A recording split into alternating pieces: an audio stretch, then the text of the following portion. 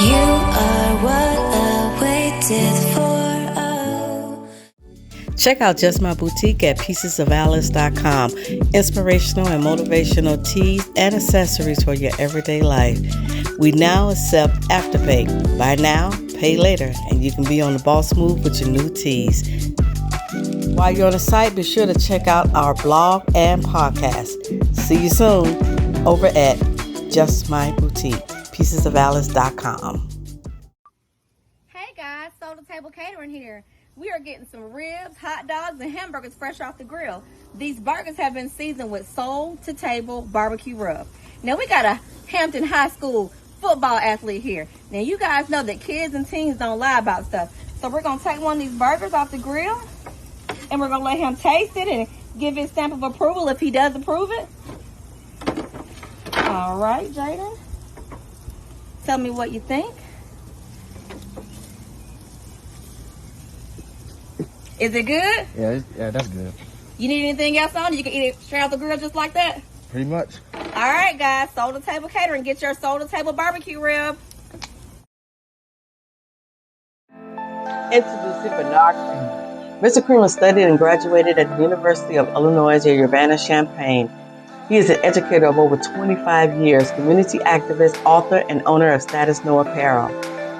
As a former school administrator and history teacher, he always stressed the importance of teaching Black children their history, culture, and ancestry to empower them. Through the teaching of history, he seeks to ensure that the information our young receive connects them to our ancestors, along with their values and accomplishments. The aim is for Black children to be inspired by the incredible achievements of people who look just like them. Bernard Creamer's first two published books, the I Am collection, represent the griot tradition of passing down our stories to our children and making sure they know and embrace the greatness that preceded them to a map path forward. His third published book, Who Stole the Soul? The Weaponization of Hip Hop, deals with the co-option, corporatization, and corruption of hip-hop per capitalism, along with associated societal influences that have toxified the hip-hop genre. Hip-hop meeting the same fate as other Black artistic creations of the past. Additionally, Bernard is a member of the Clear the Airways Project, along with community activist Wabana Razuli.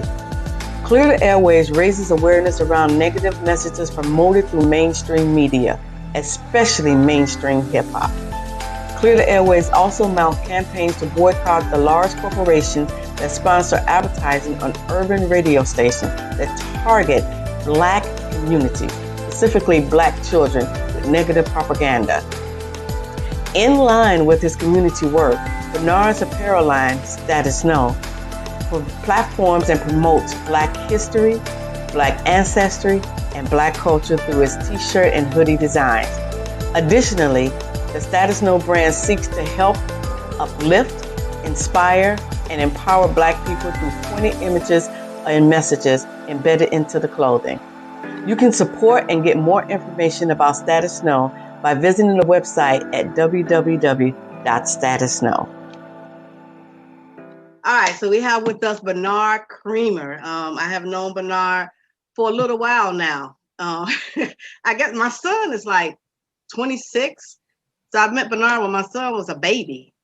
So I can't believe I've known you that long. That's a long time. You old. Yeah. So I own it.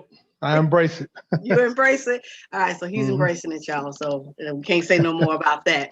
But in this time that I have known Bernard, he's always been a straight kind of guy and always for his community. I can say I haven't known anything other than that from Bernard. So we're going to start with Clear the Airways Project. We're going to start with the National Black Leadership. But I think the National Black Leadership Project came a little bit later. Is that correct? Yeah, well, it started with Status No, my business. And then I joined Quabita with Clear the Airways Project. We actually formed it together and started doing work with that. And then the National Black Leadership Alliance came along about 3 years ago. Some guys in New York and around the country. All right, well, let's start with Status No. What was I wear Status. I don't have it on right now, and I was trying to, but I got to work. Neither do I. I ain't got it on either. Oh, you don't have it on either. Okay. No. So I don't feel bad. But Status No, I love the merchandise over there. I do. That did a great job on that. Tell us a little bit about Status No. Well, it's just like it says on the website. It's pretty much about the culture. I try to infuse our ancestry, history, into clothing or whatever, so it to be seen for people to take pride in our ancestry and our history, our culture specifically. And now that I've added the books since last year, I think, that was last summer when I added the books, but the whole thing is supposed to be about us. I've been doing a lot of workshops around Status No. I did some Zoom presentations around Status No as well. So I'm just trying to build that up gradually. Okay. And where do you get your inspiration from the Status No? It's funny. A lot of stuff is from reading. I have a book club that I started every Tuesday. We do it. We've been going for at least three or 4 months now. But even before that, just reading. When I'm reading history, when I'm reading culture, when I'm reading the works of our ancestry or writings about our ancestry, there's always something in there that inspires me to do a T-shirt, or to even write an article, which is pretty much what I'd be posting on Facebook pretty regularly. Yeah. Free articles, but it definitely inspires me to do something though, because I think it's very important that we share the works of the past or whatever, the stuff that our ancestors did, especially those that sacrificed their entire lives for us. We got to share that work. Okay, so let's get into the Clear the Airways projects. A lot of people don't know. I thought a lot of people knew what it was. They don't know what it is. So what is Clear the Airways project?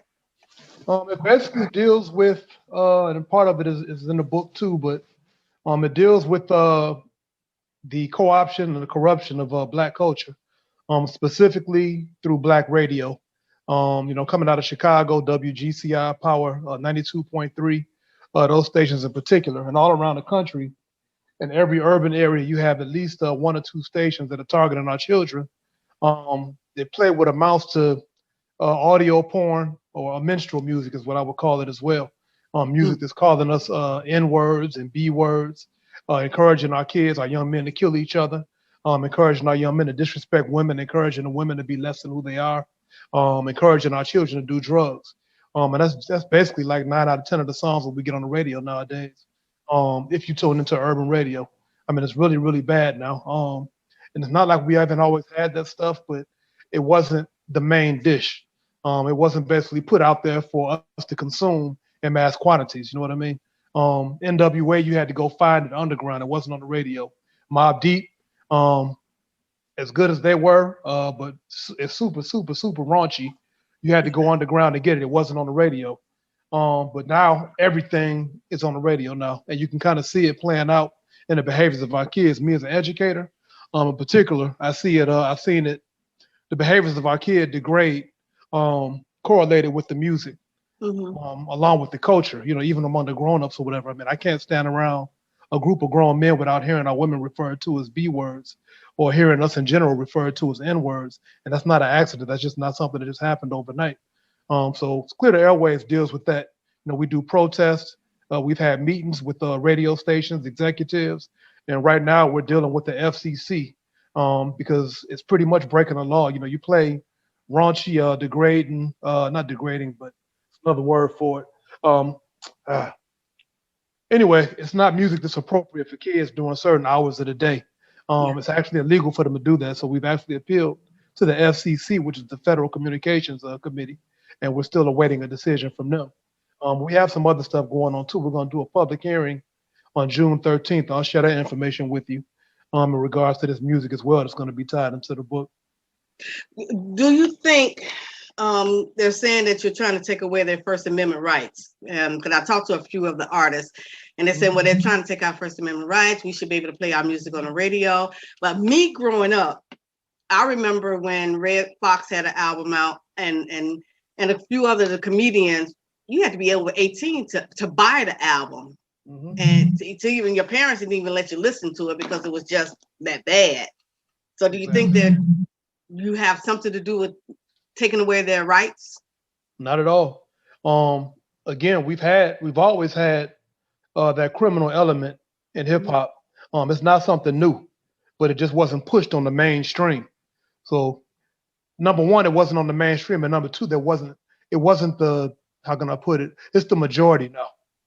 Like, we used to have like it was mostly conscious or party music, but now the majority is I'll kill you, I'll kill you, I'll kill you, or this B word, this B word, this B word, this N word, this N word, this N word.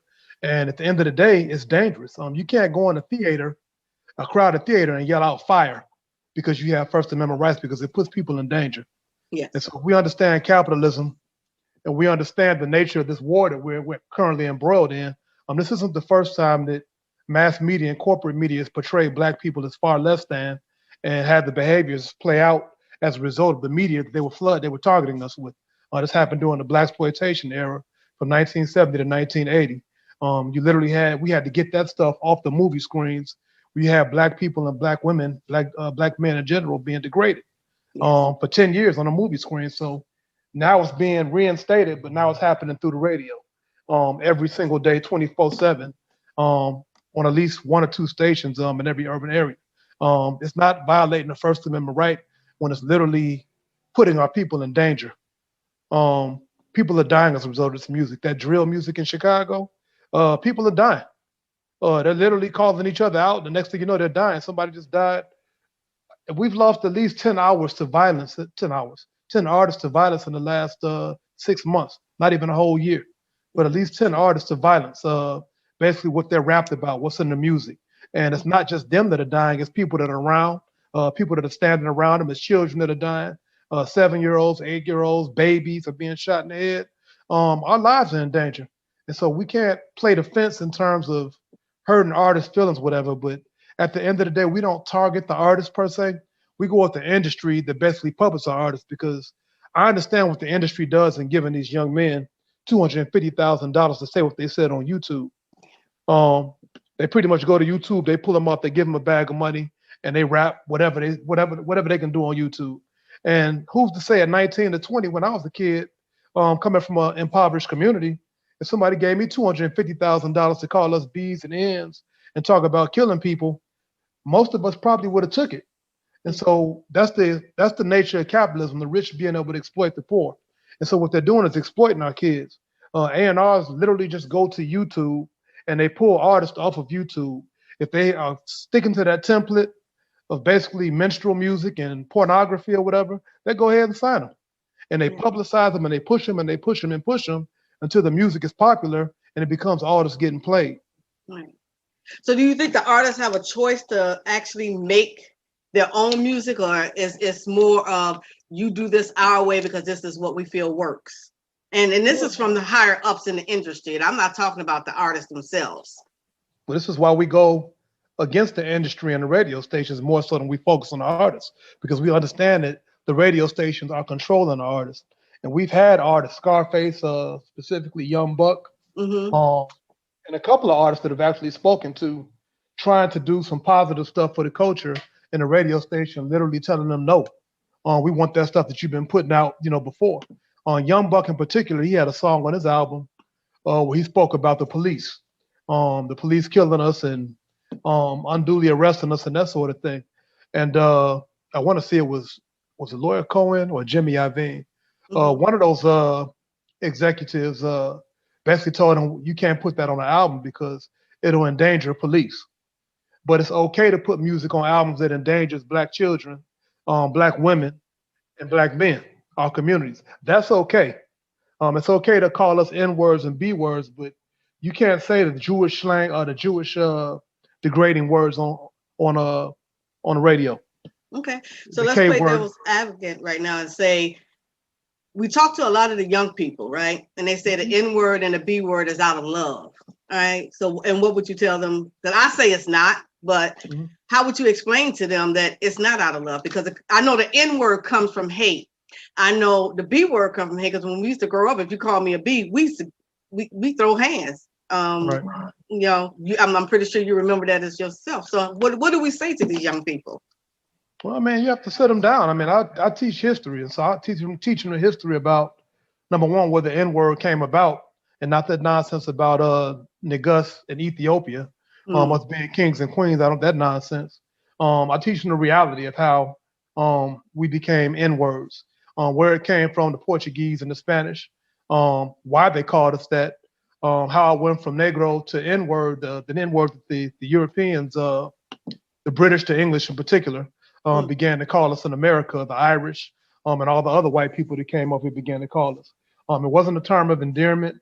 Definitely didn't start as a term of endearment, and we weren't calling each other that early on. But gradually, if you have blaxploitation, that piece and the way it was filtered through our media is basically how we came to call ourselves N-words and B-words. It's not something that just happened overnight, because if you had Jewish children listening to music, it was calling them kikes or hymies or any of the other defamatory terms or whatever. You'd have kids, Jewish kids, making music where they called each other kikes or hymies, but you don't see that music out there. No. Okay? It's just us. And so it's okay for us to do it, but it's not okay for them to do it. At the end of the day, why would we accept it being called N-words and B-words on the radio all day, and the Jews don't accept it at all? A black person can't even say the word Jew in a rap song without the Jewish Defamation League stepping up and saying what's going on, or the Anti-Defamation League. What you mean? What you talking about, Jews? But the Jews and the whites can pretty much put out music that's calling us N-words. So at the end of the day, if we have any sense of racial pride, we understand the history of the word, we understand that we have to get rid of the word, because all of these words have power. And if we see ourselves as N-words and B-words, and that's the extent to how we see ourselves, then there's a ceiling on the amount of love that we can push towards each other. If at the end of the day and in the back of our minds, subconsciously, we still see each other as N-words and B-words. The first time I get mad at you as a black woman, the first word that flies out of my mouth is what? It's because it's in my subconscious, and that's really how I see you. And when a black boy is getting ready to kill another black boy, what does he call him? He don't call him cousin or brother. He calls him the N-word, because that's the first hateful word that comes to his mind. And so these words do have power, and if we understand that, it's in the book too, we'll stop doing it. So I think people are starting to wake up gradually, including our kids, and I think it'll happen. But people have to be conscious of these sorts of things. Yeah. You know what? I'm gonna go back to what you just said, and you said that the Jew word, and they don't use that word. And I'm gonna have to say I agree. I can't think of the artist's name right now, and it escapes me. But he said something about the Jews, and he had to get back on national television and apologize for it. Jay-Z. Yeah. Jay-Z. I want to say 21 Savage is another artist. Michael Jackson they removed something from his album that referred to the Jews. Mos Def, they took a whole song off of Mos Def's album that referred to the Jews as well. So you've had several artists that made reference to the Jews, and it wasn't like they were lying, or they weren't saying anything disrespectful. It was just the truth. Right. And the Jews made them peel this stuff off of their albums, off of their material. But it's okay for us to promote, ourselves as being N-words and B-words, though. It's just not okay for them. So we have to start taking some pride in ourselves, and fighting this stuff, just like we did in 1970. And I want to get to the book. All right, we're going to go back to I Am, but I want to get to Who Stole the Soul, the Weaponization of Hip Hop. Okay, so in this book, ladies and gentlemen, I love this book because there's a lot of things that I didn't know. And if you don't have the book, you can actually get this book on Amazon, and you can go to statusno.com and pick this book up as well. Make sure you read the reviews because they're outstanding. Thank you. I went, the part that got me, I got up to the part with the Black exploitation that you brought up. So we're going to talk about that. The rest of the book, you do have to read it, but I think the whole thing started with that, right?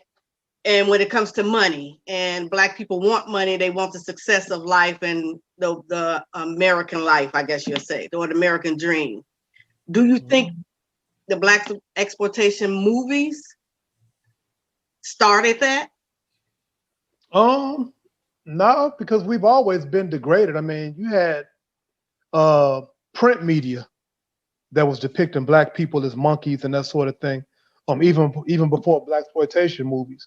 You had all types of print media, whether it was posters, whether it was flyers, going around about Black people, that white people exchanged between themselves, the degraders. Prior to blaxploitation, you also had movies like Birth of a Nation. They came out. That was one of the first, what do you want to call it, big screen productions, the degraders.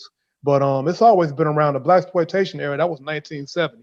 So prior to 1970, that had already been just degrading us through print media and all sorts of other media for at least a century. With okay, so we have seen a turn in movies. All right, do you think it's the same, or you think it's getting better? No. No. We're still at war, so our oppressor understands that he can't continue to use the same tactics in order to kill our brains or our ability to think. He has to become more clever in his tactics. And we have to, the thing is, we're not becoming more discerning in terms of what we're ingesting. And I always use the word Black Panther as an example. Mm-hmm. That's a Marvel Comics superhero. I read those comics, but now Walt Disney owns them. And Walt Disney is notorious for putting out stuff that was subconsciously racist or subliminally racist or over-sexualized. With Black Panther, one theme I'll point out is the CIA agent in the movie that they humanized, and they made him this friendly, affable character who became a hero in the movie Black Panther. And if you know any history or the reality of politics and oppression against Black people around the world, we understand that the CIA is the main culprit in the assassinations of, if not all of our Black leaders, African leaders, and leaders in South America, wherever. We understand the role that the CIA played. And so for them to have in that movie, the Black Panther, this movie that's being pushed to Black people, this white CIA agent is being a partner and a friend of us, it's disarming. Yeah. And so even after that, now recently, they're starting to push these. In the last month or so, I'm starting to see these CIA commercials that are targeting Black people, welcoming Black people to come join the CIA. So they're telling Black people to come join the agency to go kill your own people. Yeah. So we have to get a little bit more discerning. We have to start thinking. We have to start reading the work. Our ancestors have been talking about this stuff for the last at least a century. It's all in books. And if you walk into any Black bookstore, you can find the books that tell us anything that we need to know about the nature of this war and what we're dealing with. But if we don't understand what we're dealing with, including the media, including the use of propaganda, including the use of our culture, we're going to continue to fall further and further behind. Yeah. You know, I'm going to have to agree with you because, and I'm also a Marvel's fan as well, but I was watching the Winter Soldier, the Falcon and the Winter Soldier. They had a Black guy, older guy, that had the same powers as the Winter Soldier because he went through the same thing, I guess, to get it. Anyway, one scene that stuck out to me in there was when he told the Falcon, you shouldn't want to be Captain America as a Black man. And I was talking to a friend about it and they was like, well, I think that's wrong. I'm like, I think it's right. If you look at the message of what they're trying to say, why would you? Because we're not supposed to be here in the first place. Right. I don't think we'll ever be a part of this place that they call America, the land of the free. Right? Do you agree? I'm inclined to agree. That Captain America piece is very twisted. And it's actually difficult to watch at times. And I forgot the guy's name that plays Captain America on a TV series. But that Captain America, he's the typical confused African male in this country. The Black dude was literally trying to teach him and tell him, you know, history says that you should not even be wanting to stand behind that shield, to be wearing this little silly outfit. But the new Captain America, he's fighting it. And even towards the end of the show or the end of the season, he actually convinced the old guy that it's okay. So they're always doing a thing with our minds or whatever, trying to render us patriotic, to get us to be, you know, I guess to celebrate this country, to embrace this country as citizens of this country, knowing that our youth over here is not going to ever be detached from capitalist exploitation. Yes. We're at the very bottom for a reason. We are literally the cattle that drives this country. We were the cattle that drove this country and built this country from the beginning. Nothing has changed. They literally are exploiting us in every arena, whether it's sports, basketball, football, whether it's entertainment, whether it's Hollywood, whether it's our youth in the military on the front lines. We're being exploited as cattle. And so we're going to have to wake up from that. These charter schools, that's basically miseducating Black and brown people for a profit, privatized schools. And so all of this stuff is going on, and we think that things are getting better because we have more consumption capacity, which basically means the means to buy more stuff. We think that means power. That does not mean power. We're literally rendering them more powerful the more we consume. So they don't have a problem throwing money at LeBron James, because what is LeBron James going to buy from black people? You know what I mean? That's true. All his money is going right back into their pockets. So they give the NFL players, rich black NFL players money, rich NBA players the money, and they give it right back to them. So it's a win-win for them. That is true, Bernard. I totally agree with you. Who Stole the Soul, the weaponization of hip hop? How much research did you put in there? Yeah. How much? I mean, because it's when you read it, you like, I didn't know that, and this is me. I'm like, I didn't know that, and my eyes are starting to open. I'm like, what? I didn't know how much. And you're a history teacher, so I know you've probably known this for years already. Yes, part of it is teaching history for some background noise. Part of it is teaching history for 20 years. Being an avid reader, like I stay in bookstores, and then the big part is me teaching this workshop that dealt with the book for the last 10 years. I've been doing workshops around the country that dealt with the book. Oh, wow. It took about 10 years to write it, pretty much. Pretty much. Well, it's a great book, and I think a lot of people is going to walk away with a lot of knowledge of it. I think everyone should have this book, right? And I'm actually giving away this particular, well, not this book, because this is my book, but I will be giving away a book just like this. All right. If you watch the show and you comment, we're going to pick one of the comments on and you can win this book, Who Stole the Soul, the Weaponization of Hip Hop. He also has 2 other books, right? The I Am series, The Boys and the Girls, which I also love. How did you come up with this one? The energy behind me writing those books was basically, as a history teacher, understanding that they're trying to erase us from history by erasing our ancestors. They tell us about who they want us to see as heroes, and they give us the narrative behind those people that they want us to see as heroes. They don't tell us about the true revolutionaries that actually fought and died, or that they locked up for actually fighting the right way. They don't tell us about the ones that they killed. They don't tell us about the ones that literally were doing it in a way that was a legitimate threat to what exists in this country, is the status quo. And so I felt the responsibility. It was especially ignited as a history teacher in Dallas when I was teaching a class full of kids, and I asked them who Malcolm X was, a simple question. And only one kid out of about 20 could tell me halfway who Malcolm X was. Wow. And so it was frightening. And it's like, I've always had the realization, but as a teacher to see it, it's like, wow, they're really erasing this brother from history. And Malcolm X is one of our most potent teachers, one of our most potent ancestors. So they don't erase, white people won't let you erase George Washington or Abraham Lincoln. No. They put them on money. They got monuments all over the world to these racist slave owners. Yes. But they want us to forget about our revolutionary heroes. And so in both of these books, I felt the requirement, both the men and the women were revolutionaries. They need to be spoken about. They need to be written about, and our kids need to know about them. Yeah, I totally agree. And you did a great job on all 3 books. Great job. And I know I keep everybody, if you do not have this book, you really need to get this book. And because I am in love with this book. Like I said, you can't have this book, but I will give away Who Stole the Soul. Do you think, and one of the questions, do you think hip hop will go back to its roots? The sad thing is real hip hop is still around. Like we got Prime Meridian in Chicago. My boy Race. This is actually one of his shirts right here, Super Sounds. Race Bannon. You also have Ad 2. It's a young man in Chicago. I think he's in his 20s, but they're doing super, super solid hip hop. But it just doesn't get promoted or played because they don't want our kids to hear real hip hop. They want us to hear what they want us to hear.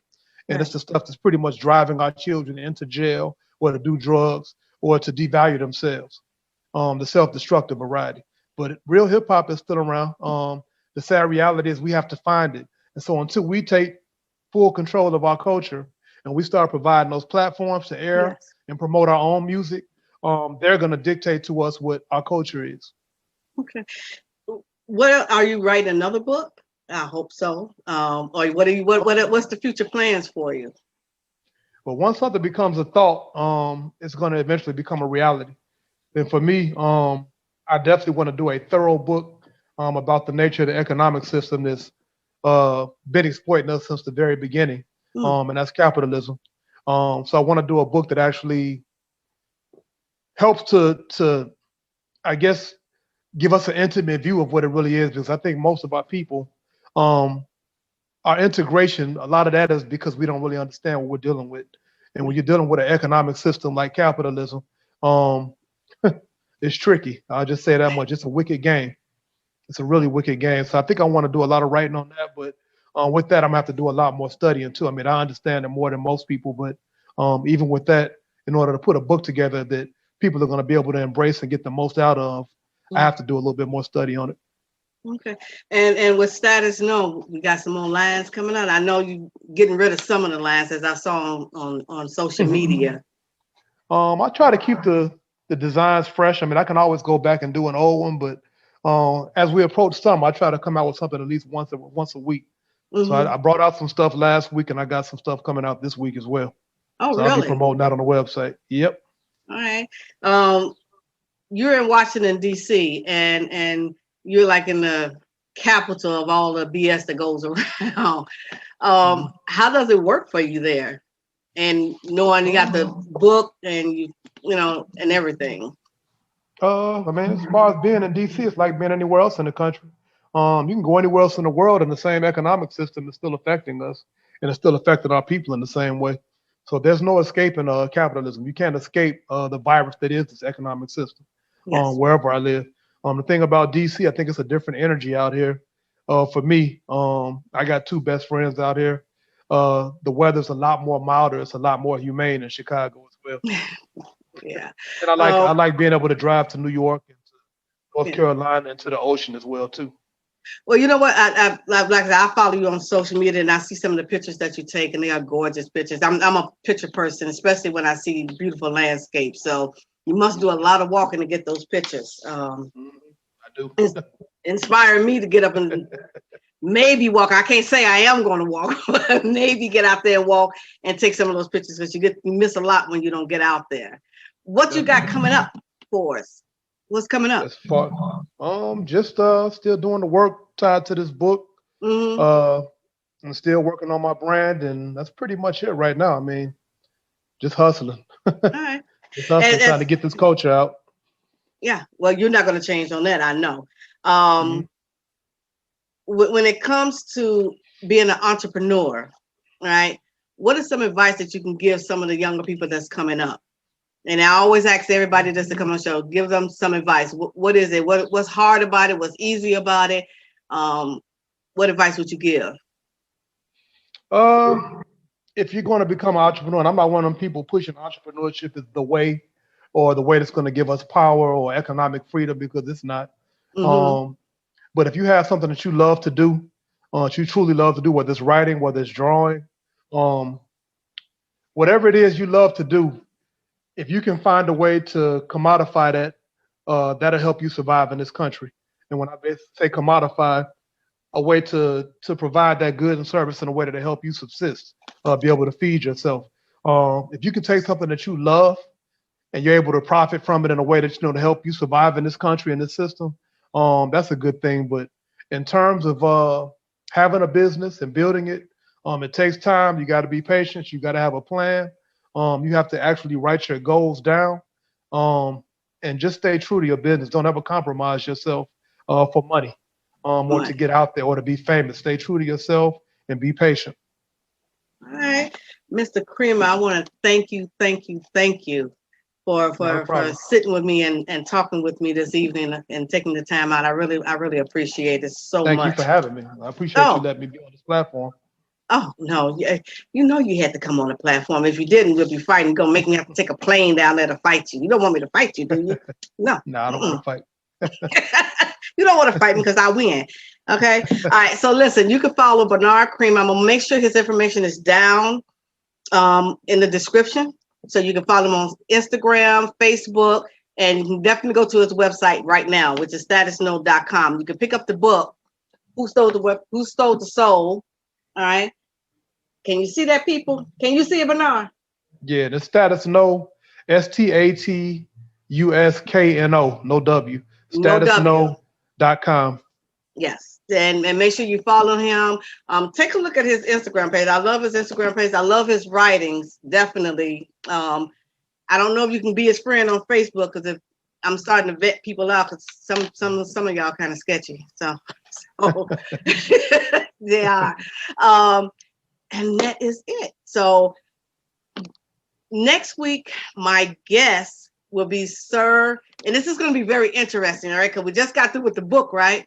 Now I'm getting ready to talk to a rapper next week. His name is Sir Dollar. So, and he has been inboxing me. Can I get in the magazine? Can I get in the magazine? I need to hear what you're putting out there first. There's a couple of songs that I do like, so we're going to talk to him. And I told him we're not going to be light on him, so at all, because we're going to find out what type of music and why do you play that music. And he already knows what I'm gonna do. So he's going to be in here next week. The following week, I have an entrepreneur, and her name is Autumn. I love that name, Autumn Leverson. All right. Make sure you follow, like, subscribe, and share. It's all free. It doesn't cost you a thing at all. All right. Share, definitely share.